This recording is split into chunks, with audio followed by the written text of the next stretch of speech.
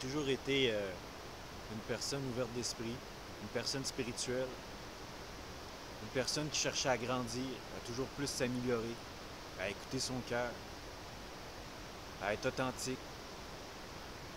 Comme tout le monde, ben, je suis pas parfait. J'ai passé par des périodes plus difficiles, par des périodes où j'étais pas vraiment qui je souhaitais être, des périodes où j'ai été plus délinquant dans mon adolescence, où j'ai volé, où j'ai menti, où je me suis drogué, où je me suis perdu. Mais comme je vous ai déjà dit, pour moi, c'est la nature qui m'a repris en main, qui m'a aidé à me préserver mon cœur d'enfant.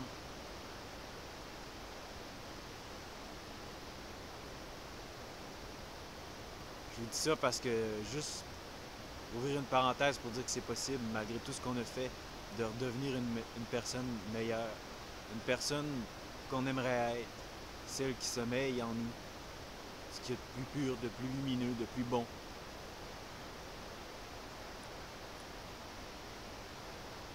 J'ai déjà été cette personne, oui. Et peu à peu, ben, je me suis éveillé, je me suis retrouvé. Mais je gardais ça pour moi. J'avais pas vraiment envie de m'ouvrir au monde. Je vivais plus dans ma caverne intérieure. Ma spiritualité, ben, je la vivais personnellement, dans mon cœur, secrètement.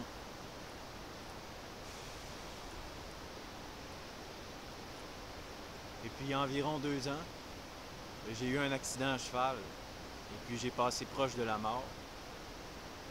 J'ai passé une semaine à l'hôpital sur la médication et puis ensuite 1 mois chez moi, au lit, presque tout le temps au lit avec une forte médication aussi.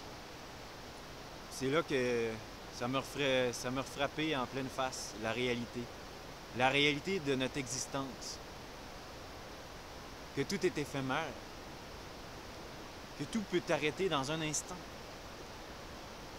que ce pourquoi on se bat, qui souvent c'est des illusions, que ça soit le confort matériel, que ça soit le pouvoir, que ce soit notre statut social, que tout ce pourquoi on se bat, qu'on épuise nos énergies, ben, un moment donné, ben, ça peut servir à rien parce qu'on peut quitter la Terre en un instant, dans un accident, dans une maladie.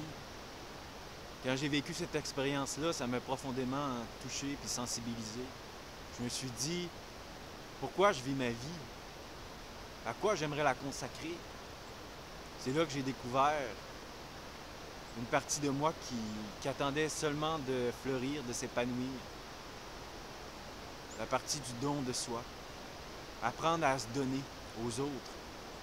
Apprendre, premièrement, à prendre soin de soi, à s'écouter, à s'aimer, à se respecter, à oser être qui on est, malgré toutes nos peurs, malgré nos inquiétudes. Je parle, puis il y a un oiseau qui est venu se poser sur l'arbre tout près de moi. Et puis tout en haut, il y a une bernache qui passe dans les airs.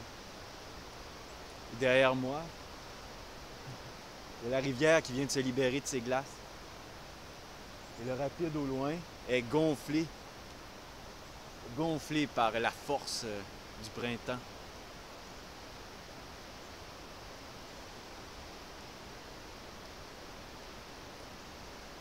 Notre vie est éphémère sur la Terre. Pourquoi perdre un seul instant à hésiter, à vivre au sein d'une illusion? Chaque jour, je me bats. Je me bats malgré tous les gens qui trouvent ça bizarre, qui me trouvent bizarre, qui me trouvent étrange. Mais je suis seulement différent. On est tous différents de notre manière. C'est ça qui fait toute la beauté de l'humanité, toute la beauté de cette vie sur la Terre. Accepter nos différences mutuelles, s'encourager à être qui nous sommes.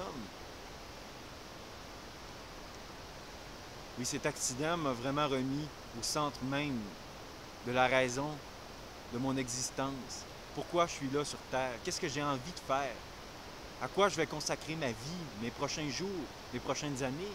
Je ne sais jamais quand je vais quitter cette Terre. Je ne reviendrai jamais en tant que Jason Lapointe.